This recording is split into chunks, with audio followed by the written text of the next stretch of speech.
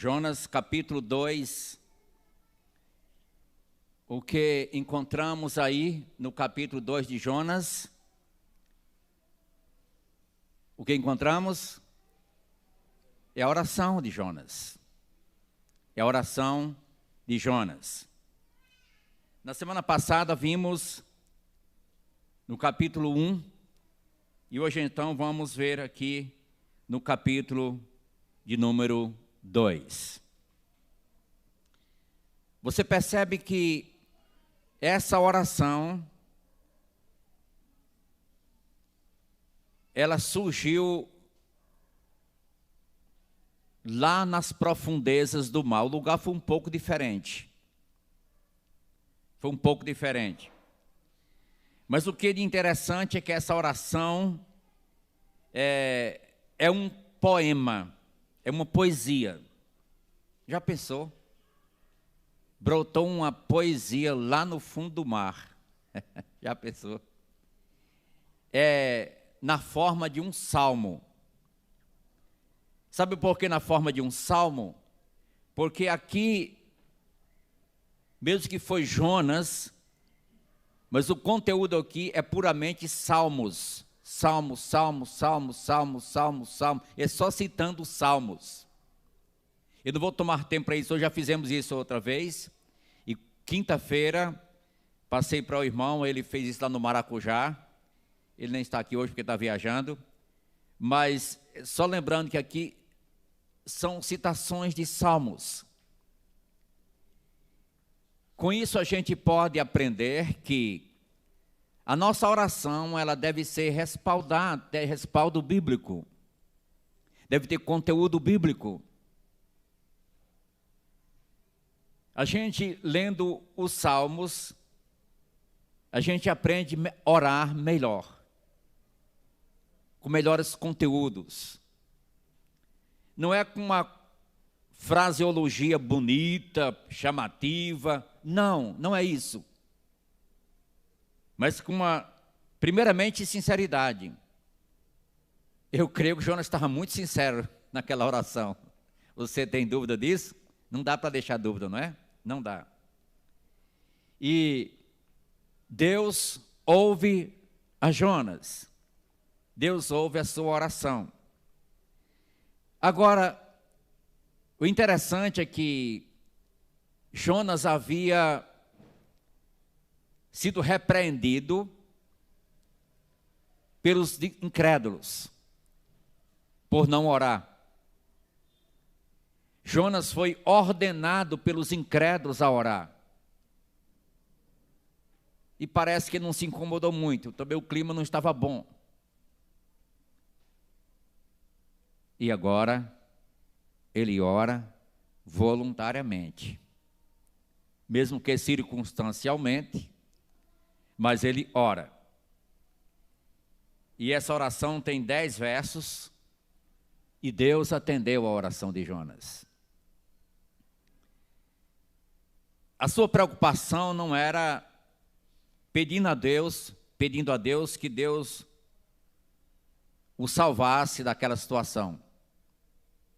Claro que ele pensou nisso, não resta dúvida. Mas sua oração foi um relacionamento com Deus de uma forma especial. Olha, do ventre do peixe orou ao Senhor, seu Deus, e disse: na minha angústia, clamei ao Senhor, e Ele me respondeu. Citação de salmo, não vou tomar tempo para citar todos os salmos aqui, que tem mais de uns 15 salmos que ele citou aqui, mas eu vou só fazer referência. Ele me respondeu. Do ventre do abismo gritei, e tu me ouvistes a voz. Isso está nos salmos. Ele estava lá no profundo do mar. Pois me lançastes no profundo, no coração dos mares. E a corrente das águas me cercou. Todas as tuas ondas e as tuas vagas passaram por cima de mim. Então eu disse: lançado estou de diante de ti dos teus olhos. Tornarei porventura a ver o teu santo templo. Presta atenção nessa parte. Tornarei porventura a ver o teu santo templo. As águas me cercaram até a alma, o abismo me rodeou e as algas se enrolaram na minha cabeça. Desci até os fundamentos dos montes, desci até a terra, cujos ferrolhos se cerraram sobre mim para sempre. Contudo, fizeste subir da sepultura a minha vida, ó Senhor meu Deus.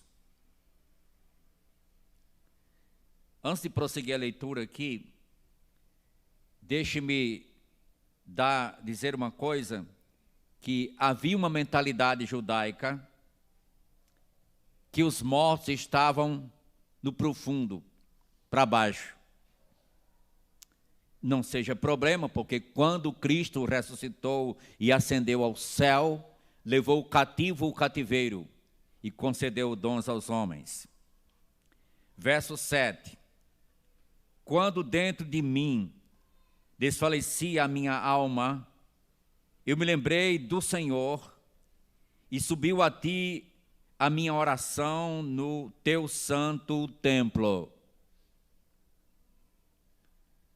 Os que se entregam à idolatria vã abandonam aquele que lhes é misericordioso. Mas com a voz do agradecimento, eu te oferecerei sacrifícios, o que votei pagarei. Ao Senhor pertence a salvação. Conteúdo riquíssimo só de salmos.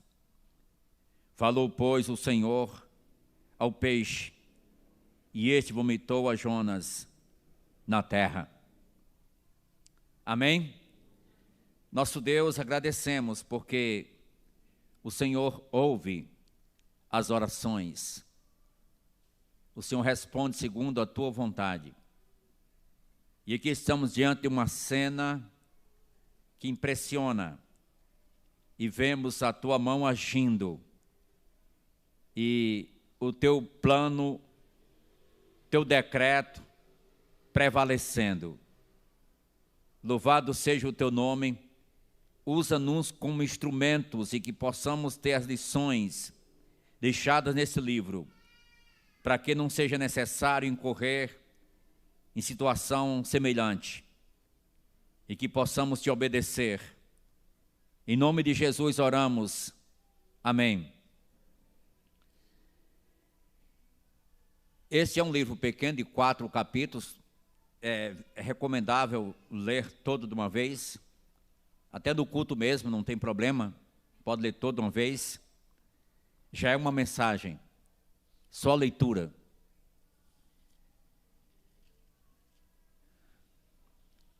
No capítulo número 1, Deus está chamando a Jonas.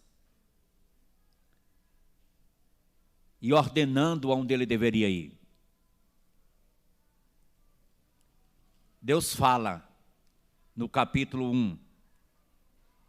Eu achei interessante a forma como o pastor, o reverendo Augusto Nicodemos, divide esses capítulos. E é exatamente isso mesmo. Deus fala no capítulo 1. E no capítulo 2, Deus escuta, Deus ouve. Deus ouve. No capítulo 3, Deus perdoa, porque Jonas prega lá e funcionou. E no capítulo 4, Deus ama. Aí a demonstração da sua misericórdia, por causa do grande amor com que nos amou. Mas o interessante é que no capítulo 1, eu vi alguns outros comentários, eu tive de ter informação a vários comentários, e aqui no capítulo número 1, a gente vê Deus agindo com Jonas no capítulo 2 também, no capítulo 3 também, no capítulo 4 também, mas Deus é o centro do livro. O livro está falando mais sobre Deus mesmo, os seus feitos, o que Ele faz. Mas aqui no capítulo 1 nós temos oração.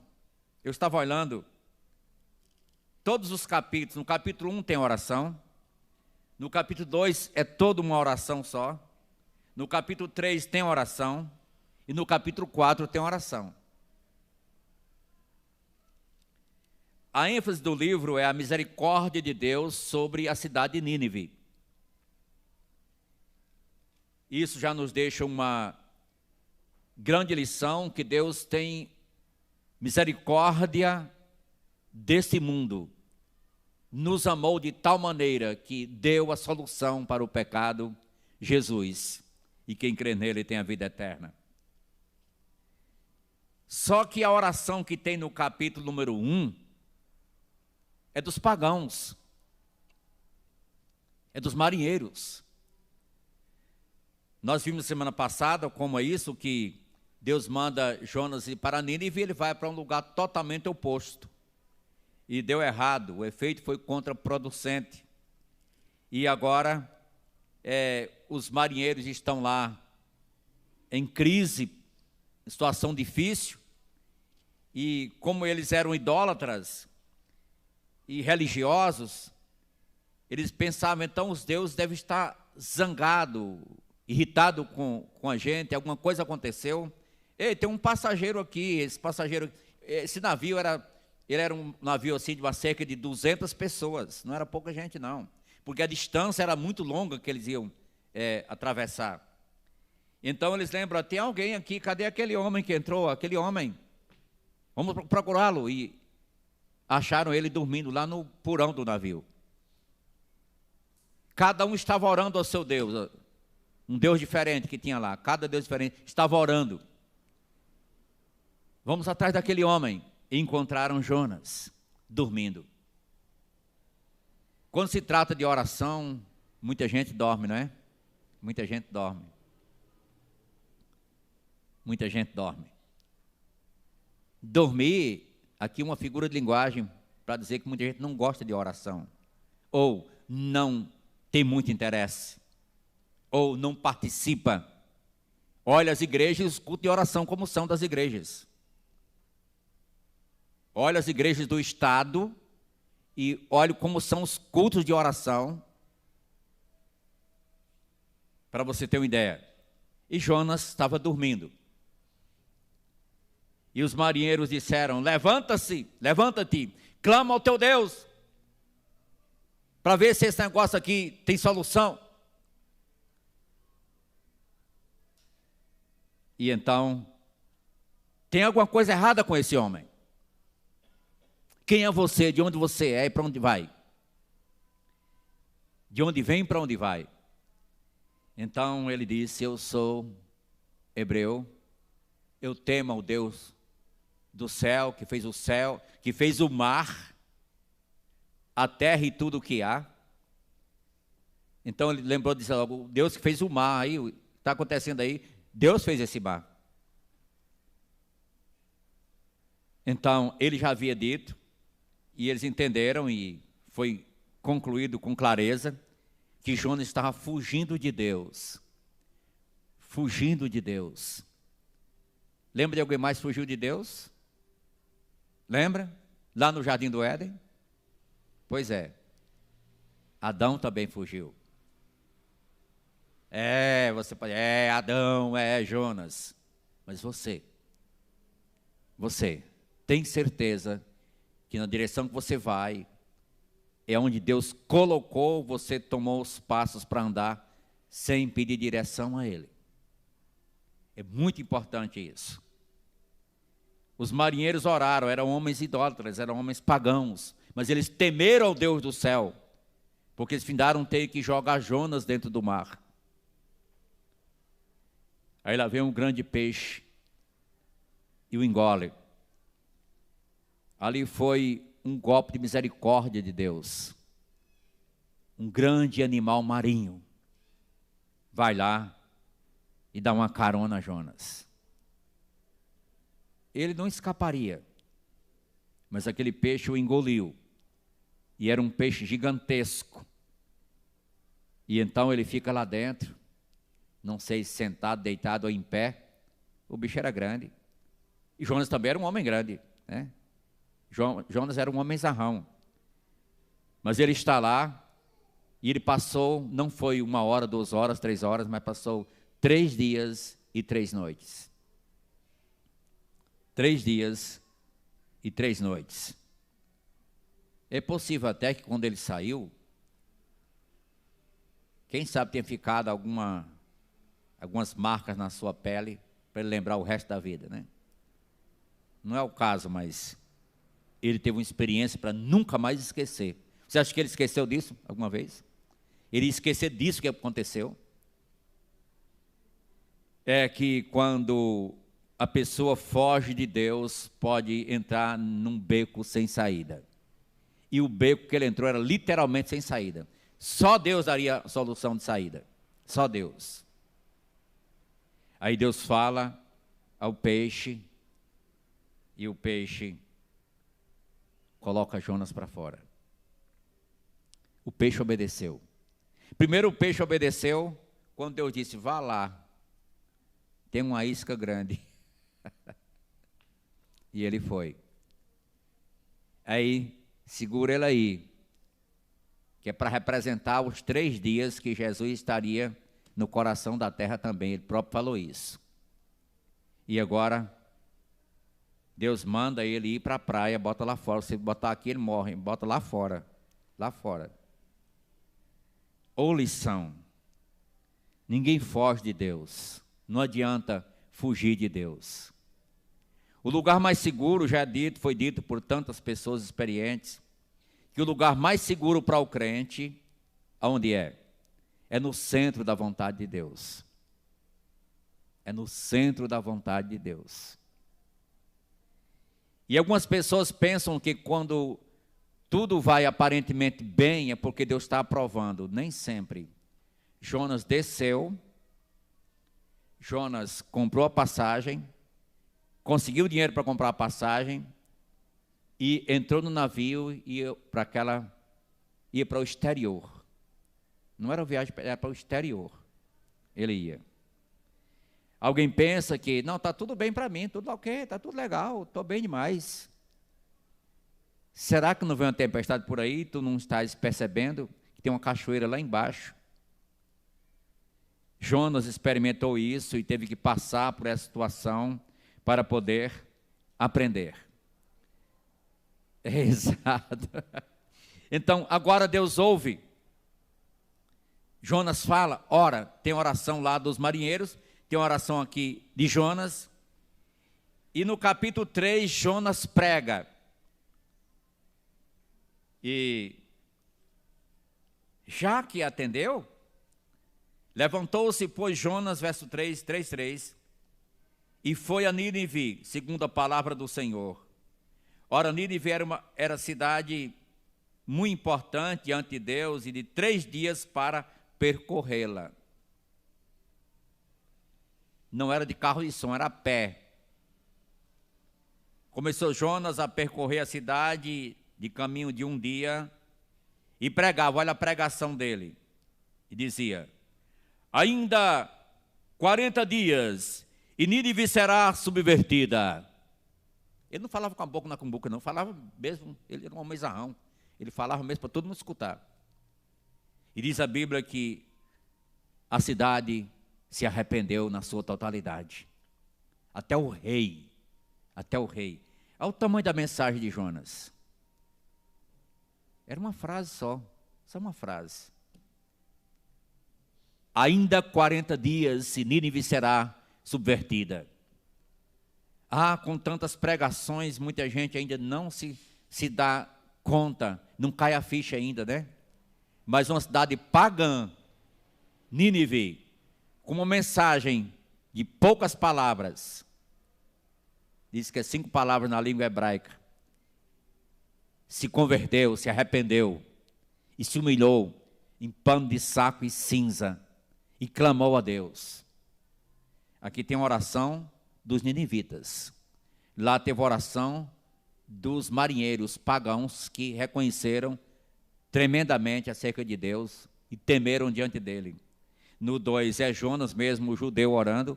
E aqui é a cidade pagã de Nínive, em jejum e oração, e se voltou para Deus. Já no capítulo 4, Jonas ora novamente. Deus tratou com Jonas no capítulo 1, Deus tratou com Jonas no capítulo 2, e Deus tratou com Jonas no capítulo número 4. Eu não sei se Jonas estava colocando uma mensagem tão curta, tão resumida, para ver se o povo não entendia. Eu fiz meu papel e pronto. Mas o certo é que Deus usou aquilo. A cidade se impactou com aquela mensagem. E o rei de Nínive proclamou, Nínive que era uma das capitais da Síria, né? Proclamou um jejum. Até o gado, até as vacas obedeceram. Nesse livro nós vemos a obediência aqui dos marinheiros, vimos a obediência do peixe, vimos, como vimos na semana passada, a obediência do vento, do mar, vemos a obediência do peixe, o grande peixe, do verme, da planta e o crente. Já pensou? Diferente, mas ele aprendeu a duras penas, mas ele aprendeu. Então, volte agora para o capítulo número 2, que dá para a gente encarar, meus irmãos, e considerar que Deus ouve as orações. Pedro, o apóstolo, falou sobre isso na casa de quem? Na casa de Cornélio. Quando ele foi visitar Cornélio, que era de um outro povo. Cornélio era um gentil, era um pagão, era um gentil. E Pedro foi pregar para esse gentil. E o motivo pelo qual Jonas não quis ir pregar em Nínive é porque eles não eram judeus. E Jonas defendia uma fé nacionalista, uma fé nacional, só para nós, só cá para nós. Nós somos o povo eleito, escolhido e pronto.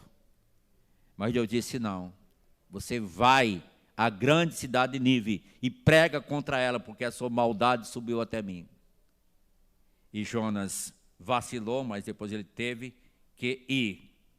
Então, quando pregou Pedro lá em Cornélio, foi dito, reconheço que Deus não faz acepção de pessoas, pelo contrário, em qualquer povo ou nação, aquele que lhe teme e faz o que lhe é agradável, lhe é aceito. Então, aqui também no caso de Nínive, Nínive ouviu a palavra, a mensagem de Deus, e Nínive se arrependeu, e Nínive se voltou para Deus, se voltou para Deus. Então, de outro lado, eu queria que você fizesse uma análise de você mesmo. O propósito da palavra é para a gente aplicar em áreas práticas da vida, não só para ter conhecimento, mas para fazer a devida aplicação para nós. Está claro aqui que oração tem valor, meus irmãos? Sim ou não? Está claro, para mim está muito claro, para você também está claro, né? Qual a sua atitude para com a oração da sua igreja? Você vai dizer, aqui não tem peixe aqui em Santa Cruz, não tem nem água, tem quase. Pode acontecer alguma outra coisa para você vir cair a ficha e entender que precisa mais. Ou não. Deus não está limitado a um animal marinho em um tempo distante, em um lugar distante. Ele pode criar novas circunstâncias para as pessoas acordarem. Jonas estava dormindo. É que, na realidade, quando é uma programação onde tem mais pessoas, normalmente, às vezes há um apreço maior, até de uma maior participação. Mas como é bom você poder participar nos lugares mais escondidos também. Mais difícil e resumido. Ouvi de um pastor que a mulher falou, uma senhora estava falando sobre ele, e se gloriando que era daquela igreja, e disse: meu pastor só prega onde tem de 100 pessoas acima.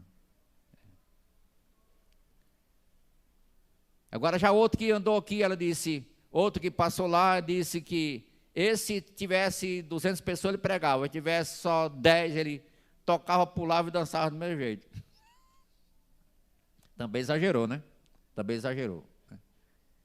Aí contando para Davi Bel, aí ele lá em São Bento tinha pouca gente, aí ele disse: hoje eu toquei, pulei, dancei sozinho. Mas na realidade ele, usando a expressão que a mulher falou, mostrando que na realidade a gente deve fazer a coisa no muito e no pouco. Quem é fiel no pouco, também é fiel no muito. Quem é infiel no pouco, também é infiel no muito. Jesus não erra. Jesus não erra. Então, o livro de Jonas nos traz grandes lições e que nós precisamos aprender com esse profeta, que não é tão comentado na Bíblia, tão conhecido, mas Deus colocou aqui. Algumas pessoas até têm esse livro como um livro lendário. Não, é real o acontecimento. O peixe realmente engoliu Jonas. Jonas teve que aprender a duras penas, mas que na realidade serve para a gente analisar que em meio às provações e circunstâncias que passamos, que seja pandemia, que seja situação difícil do país, que seja na área política, que seja na área de trabalho, que seja em qualquer situação, Deus quer, através das circunstâncias, moldar o crente para ser parecido com Jesus. Precisa melhorar. Precisamos melhorar. Está lá escrito, irmãos: todas as coisas cooperam para o bem daqueles que amam a Deus. Todas. Eu tenho que tirar o quê? Tudo está lá incluído, não tem nada fora. Tudo vai cooperar para o bem de quem? Talvez não seja de toda a gente, mas somente dos que amam a Deus. Sim, chamado segundo o seu propósito.